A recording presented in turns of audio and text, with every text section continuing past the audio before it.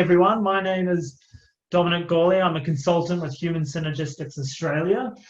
And you might recognize my voice and that intro from our podcast, because I do the same every week, Culture Bites. So if you're not familiar with it, you can check that out on iTunes.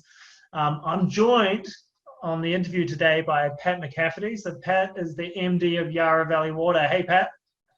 Hey, Dominic. Lovely to have you with us. Now, Pat, you're going to be on our CEO panel at our annual culture conference. So it's a bit of a different conference this year, given circumstances, as I think we're all pretty well aware of. We've gone digital, but it's allowed us to do some pretty cool things. So we're bringing together a CEO panel. You'll be on that on the 25th of August. And in that, we're going to be talking about the business case for culture. So what a CEO needs to know. It's, I think, one of the most common questions we get, Pat, is how can I convince the CEO? So we thought, why don't we ask a bunch of them? so looking forward to having you on that. Before then, though, on that day, Pat, we're going to hear from you and your insights on how to convince the CEO around culture. But we thought before then it might be interesting for people to get a bit of the Yarra Valley Water backstory, in case they don't know. So how do you feel about sharing that with our audience today? Yeah, very happy to do that, Dominic. Yeah. Lovely. So what we'll do, just so everyone knows, is Pat and I will have a bit of conversation. I've got a few questions to ask them, just around kind of, where they came from, how they do it, all that kind of stuff.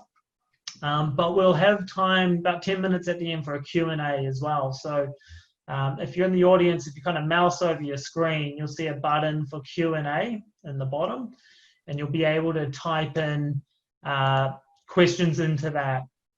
And then at the end, we'll have a look through and we'll ask some questions that come up. So, as they come to you, type it in.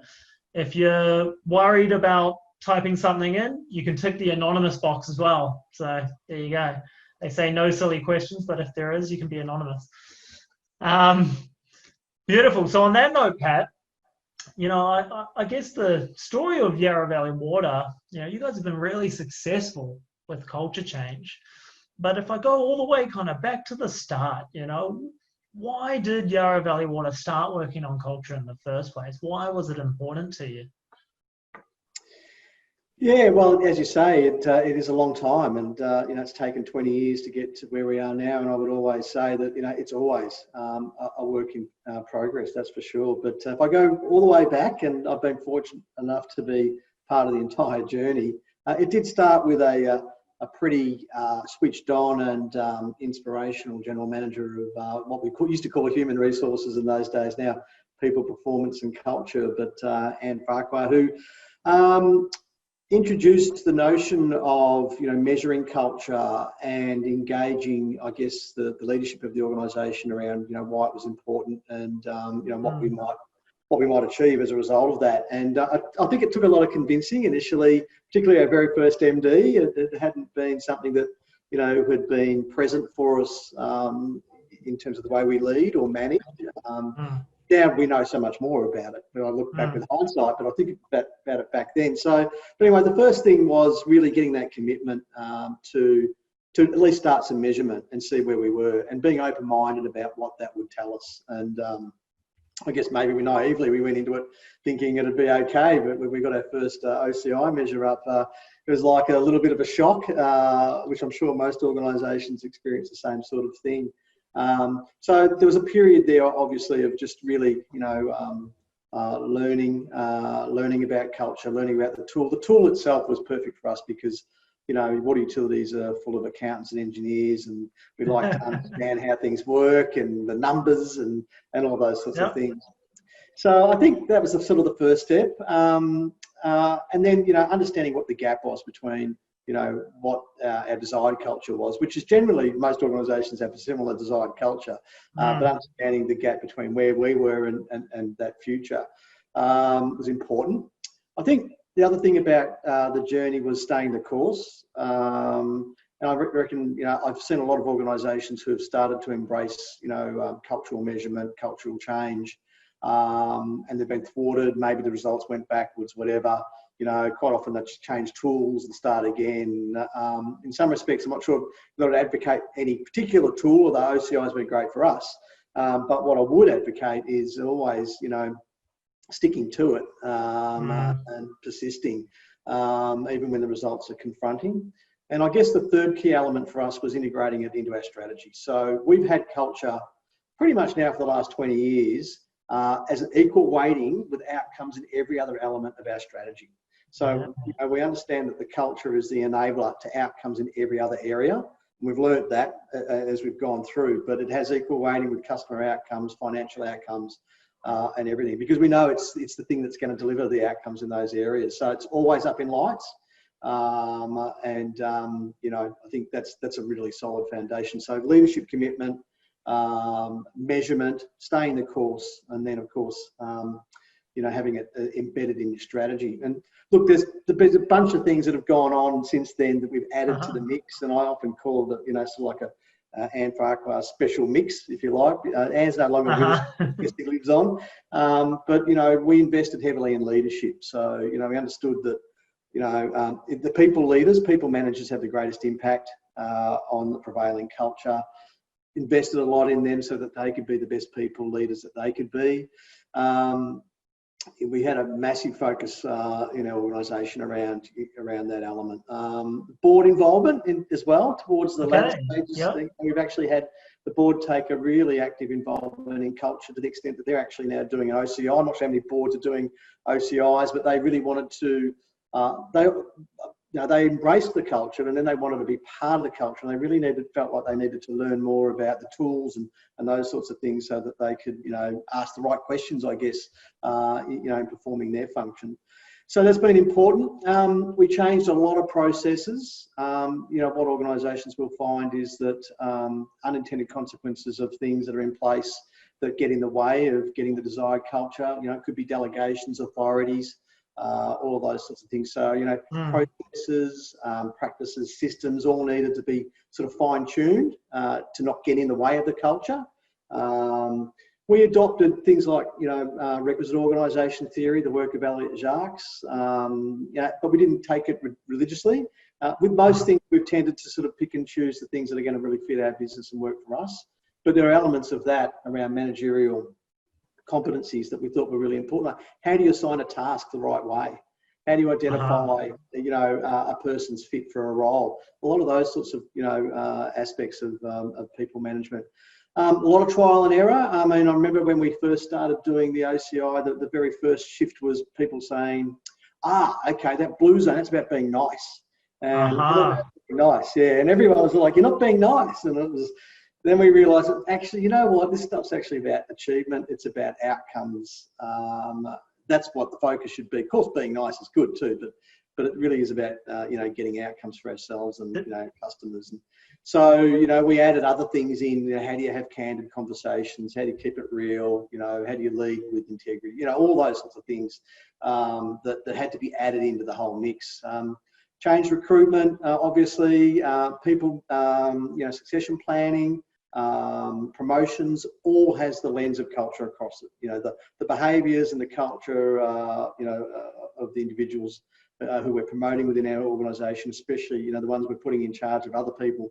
It's crucial that they, exemplify this desired culture. So PP&C are involved in all of those, and we've had experience. I've had experiences in the past where I've been tempted to want to employ someone because of their expertise, and the PP&C people have been going, I don't think you should. 6 months later, I'll go, why did I do that? But they've got a great radar for the future, the radar than most of us. So Pat, what I'm kind of hearing you say is you've really been successful, because it's been a long journey. Like you said, it's been 20 years, but it's about really integrating it into all the things you do. It sounds right, from recruitment to development to, everything has that lens of culture. How does this impact the culture on it?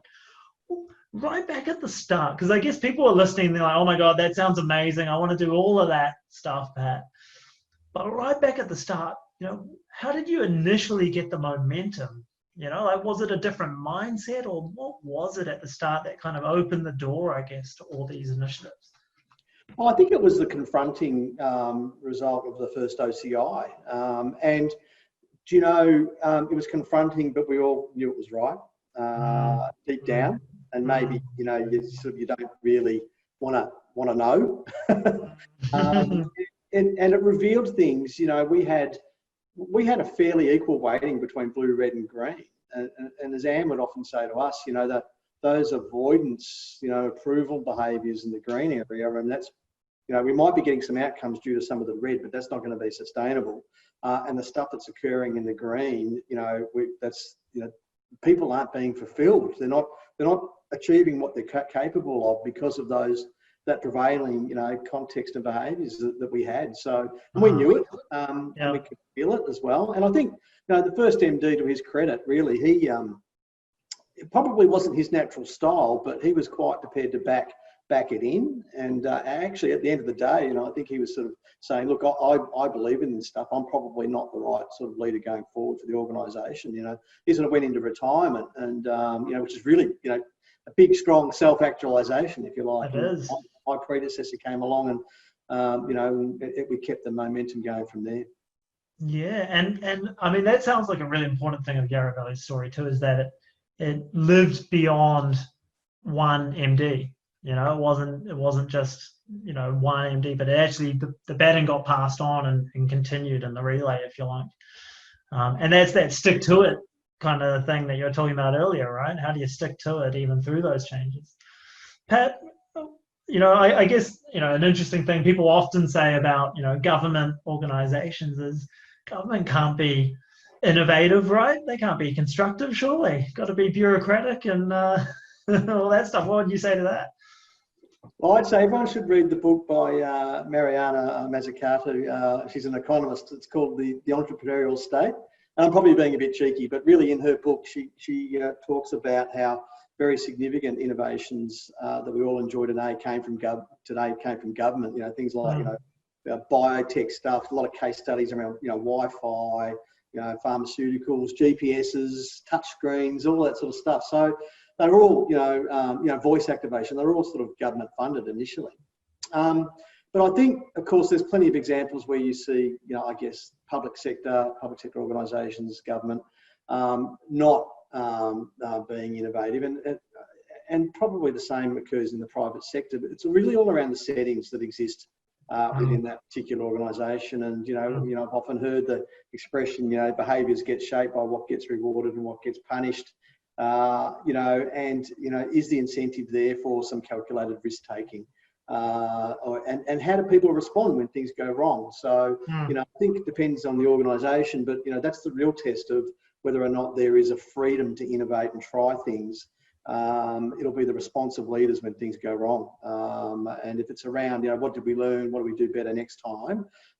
That's a much better environment to be working in that unleashes innovation, as opposed to, you know, not looking in the mirror, but looking for someone else and some butt to kick, you know, and blaming someone or deflecting it. So, and not taking responsibility. So I think that's really important. I think the other thing about our organisation, I feel very privileged. We are in a, you know, an essential service fundamental to the life of the community across many fronts. But, you know, clean water and sanitation are just, you know, the basics. So we have a very strong purpose, very clear accountability for what we have to deliver. You know, we've got a pretty strong regulatory framework that supports us. We've got clear government policies, so they sort of give us the envelope for, you know, in terms of what the government aspirations are. You know, it might be around, you know, climate change, or it might be around diversity or reconciliation or whatever. But, you know, we know what our, you know, key shareholder stands for and what it's wanting to achieve. And then we've got a board that's, you know, sort of a, you know, semi-independent, if you like. You know, it's appointed by government, but the people are all from, you know, various backgrounds, commercial backgrounds, ex-CEOs. So we have a skills-based board as well. So, you know, we've got a lot of ingredients: a strong purpose, you know, strong regulatory framework, you know, clear mandate on policy objectives and so forth. So I do think we enjoy a lot of that. You know, it's a privilege to have, and we're trying to make the most of it. Yeah, absolutely. And when you talk about purpose, Pat, what is the purpose for Yarra Valley Water? How do you define that? We've actually just changed it. So we Yeah, had right. so I'm going to release it to the world now. But Oh, we get a scoop. We get an exclusive. I like it. yeah, well, we had a 2020 strategy, which has obviously just been completed. So we've just created a new 2030 strategy, which lines up with the Sustainable Development Goals. And we're one of the first water utilities in the world to actually commit to those because of what they stand for in terms of making a positive difference for people and the planet and for prosperity. But our purpose is to support the health and wellbeing of our customers and contribute to a brighter future for the community and the environment. And so it really grounds us in, what are we here to do? What's our core job? Our day job is fundamentally clean water and sanitation and making sure it's affordable and reliable. And then there is this, I guess, permission to ourselves to make a more positive impact in a broader sense, for the environment.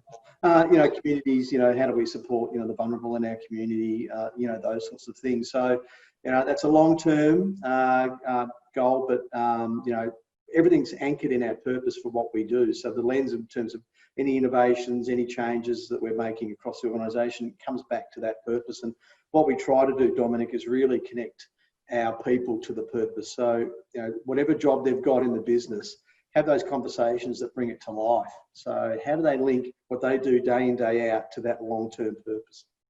And I love that because I know when we did our podcast interview, we talked about some of the amazing innovation that Yarra Valley Water are doing.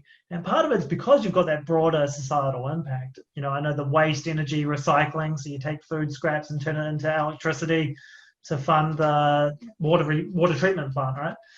I know you're working on the Thriving Communities Partnership, which is helping people who might be in financial distress to pay their utility bills, not just Yarra Valley, but actually a bunch of providers, right? Which is all that wider impact, of that. And I think that's brilliant. And if people are interested in learning more about that, we talk about it more on the podcast. So check it out. Culture Bites. I think it was episode 70 if they're interested. Pat, what difference has having a constructive culture? Because, if people don't know the kind of culture Yarra Valley have, looks like a lot of people's ideal. It's got a lot of blue in it, very high, which sometimes people say, surely that's not possible. And I love to point to Yarra Valley's results to show that. What difference has that made, though, for the organisation, for the community, and for your employees? Yeah, look, that's what it's ultimately about, isn't it? So, pursuing that constructive culture, that has to parlay into outcomes for our customers, for our stakeholders, the government, and other key stakeholders, and of course, our own people as well. So, I think for us, it's delivered outcomes in a whole bunch of different areas, and we often talk about this discussion about what sort of is it a safety culture or a customer culture or an innovation culture, and I think Sean McCarthy would maybe his words are ringing in my ears, but you only have one culture and it delivers the outcomes in all those areas, and why can't you have it all? So the prevailing culture is going to give you outcomes in those areas. And I guess we've seen we've seen some great. Obviously, you mentioned waste to energy. We have a strong stand around the environment, but the culture is. Was there, the prevailing culture was there that encouraged people to think differently about our role as an organisation and where we could make a difference. So food waste to energy, we're sort of in the waste game anyway. What might we be able to do to make a difference to the environment, reduce our greenhouse gases, reduce waste to landfill. So it sort of translates into those sorts of outcomes, people trying to think differently about how they solve problems. It is about how the stand we have for the vulnerable in the community and what practices and programs we can support to make sure that an inability to pay your water bill shouldn't compromise your access to essential water and sewage services. I think it's also around service, obviously, and we've had some significant shifts in customer satisfaction and call centre winning awards and winning the Banksia Award for the environment. But it's also, I think, like when the situation we find ourselves in now, how do you navigate COVID-19 and what's your response? And also when things go wrong. I mean, I know it's never smooth sailing, and things go wrong all the time, right? So, great culture can respond to those things the right way. And I know a couple of years ago, our maintenance service was pretty ordinary. We transitioned to a new contract and, looking in the mirror, I mean, a lot of that was our fault in terms of the breakdown. But we weren't able to get enough crews. We weren't able to get to burst water mains or leaks and those sorts of things in a timely way. And customers were, going, they were very upset, and quite rightly so. But that took a lot of leadership intervention and, commitment and acknowledgement of the situation by everyone, and a real strong partnership with the contractor to turn it around, to the extent now that we're actually getting record customer satisfaction results for all of our emergency maintenance work, off the charts customer satisfaction. But it was only, the way the company responded to that and the way people pulled together in response to that situation and called it out. It's just not good enough. So it's sort of, that's when it sort of plays out as well. So, and I think now you talked about trying to play that bigger game and how you might, extend your influence. So for us, it is in the realms of, how diverse are we as an organisation? Where do we stand on reconciliation? What are we doing for, wellbeing of our people? Extends into all those sorts of things. Domestic violence is a classic example. People say, well, what do you got to do with domestic violence? Well, the water utility, and utilities in general, quite often the bill might get used by the perpetrator, or the account gets used by the perpetrator as a point of leverage over the victim, either not paying it so that they get debt follow-up, or finding out where they live. So, we created some pretty robust processes around locking down those accounts and protecting those people. So much so that, a lot of that stuff's been picked up across, nationwide across the utility sector. But really, trying to make that bigger difference and more positive impact, still linked to what we do as a business. And then, of course, you mentioned the Thriving Communities Partnership, which is really how do we broker getting a lot of private and government, essential service providers around at one table, and working with the welfare sector to see what we can do to lift all the boats in terms of the support for people. Yeah, absolutely. I love that, Pat. And maybe if we go to the Q&A, because we've got a few coming in. And speaking of customers and stuff, we've got one from Carl Harmon who says, as a Warburton Yarra Valley Water customer, by the way, so here you go, you're on the spot in front of a customer here, Pat. How do you involve your customers in your culture work? Great question. I don't think we do it explicitly, but maybe if I can give an example of how we have involved customers that's a reflection of the culture, and it's probably played back and impacted the culture, was our citizens jury process a couple of years ago. The regulatory framework down here, really does promote putting customers at the centre of your long-term plans. And so we have the independent regulator, the Essential Services Commission. They're the ones who ultimately approve our proposed prices and investments and so forth. But we've got 2 million people in our service area, and we're trying to figure out how do we truly get the voice of the customer in our plan, and show that we're doing what our customers want. And so we ran a citizens jury process, which was, for those of you unfamiliar, it's really a cross-section, randomly selected bunch of people to represent those 2 million people. So you try to get the demographics and the psychographics and all that sort of stuff, represented in that jury. And they sit in a room. They come together. They came together for, I think it's like 5 Saturdays, once a month, in a local pavilion down here, independently facilitated. And we put a question to them, which was, we need to find a balance between price and service that's fair for everyone. How should we do that? And we basically handed over the decision making of the organisation to that citizens jury. Which was quite, a lot of people kept saying, gee, you're brave. And, the more they said it, I kept going, oh, maybe this wasn't a good idea. Yeah. But it really was a reflection of the fact that we trusted, if we went through a proper process, the community is more than capable of making trade-offs. And when they started to walk in our shoes, it was quite interesting. But what we noticed is that you could do a bit of customer research now, and you could, people would generally tell you, well, either keep the price the same, increase service, or keep the service the same at a lower price. It's sort of a useful starting point, but it's not the world that we live in with the choices that we have and the major investments that we have to make. So having our customers step through our world and then owning it, and then committing to saying, I remember the first night of the jury, I said, I'm a little bit anxious because I feel like I'm handing over the keys of my car to my teenage son. But they said that they were pleased to hear that, because then it sort of meant that there was skin in the game, and there was integrity about the process, and we weren't even allowed to interfere in the discussions, even though a few times we thought, where the hell are they taking us? To sit there and just sweating while they debated the future of the company. But I think it's a long-winded answer to the question, but that citizens jury, that outlined what our customers expected from us, but importantly also what they valued. What would make a big difference to their perceptions of value. The expectations are all very straightforward, just be there when something goes wrong, provide reliable water, those sorts of things. But, things around the environment, things around the vulnerable, those sorts of things came out about if you put extra effort into those things, my perceptions of value will go up. And that stayed with us all the way through. So that whole, handing ourselves over, I think, has really played out in a very powerful way for us. But I think the culture was ready for it.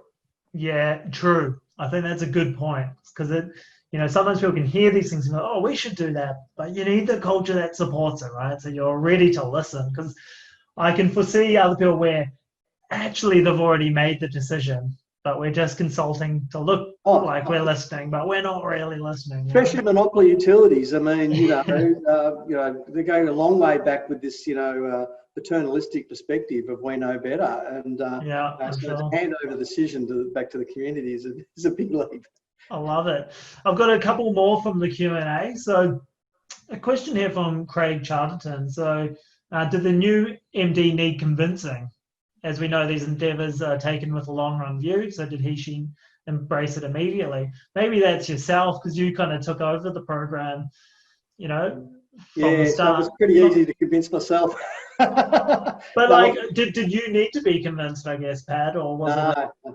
No, in fact, I wanted to up the ante even more, to be honest with you. And I think my predecessor, Tony Kelly, did the same thing. So we've only had 3 MD. I think that's another advantage that we've had, to be honest with you. We've been in existence now for 25 years, and on the 3rd MD.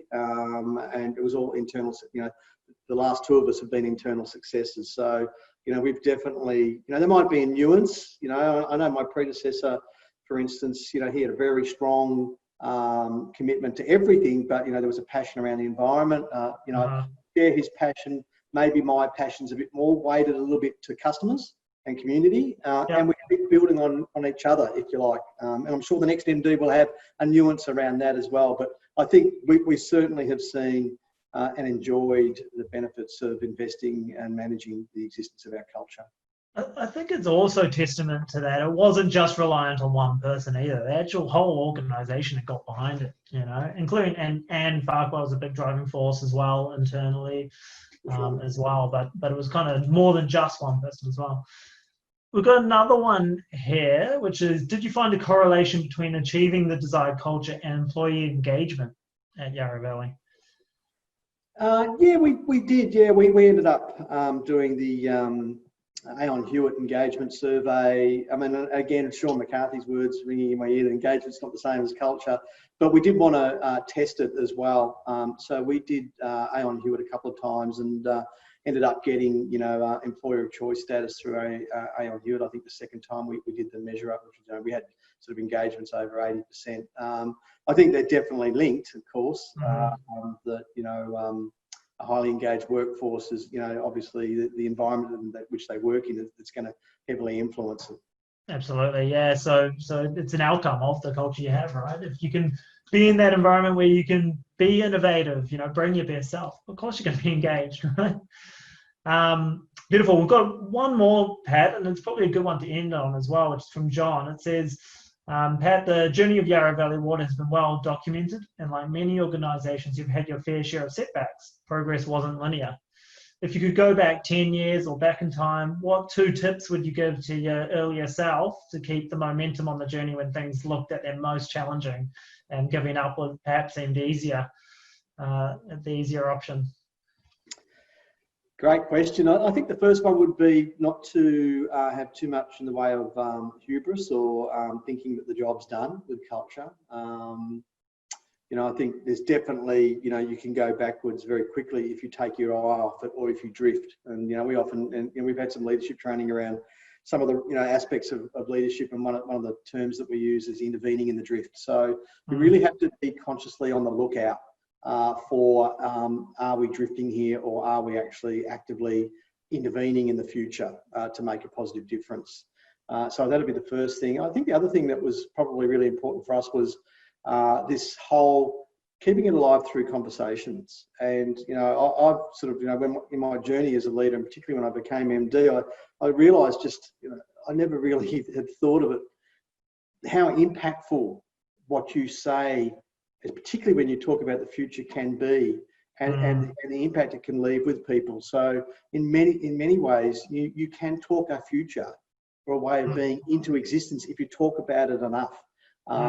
And, you know, one of the lessons we learned, you know, was that there were pockets of great things happening across our business, but there wasn't enough visibility across the whole organisation around those great stories, and, you know, things like reward and recognition, and shining a light on behaviours that you know, exemplified the culture. So the whole internal communications piece was really important as well.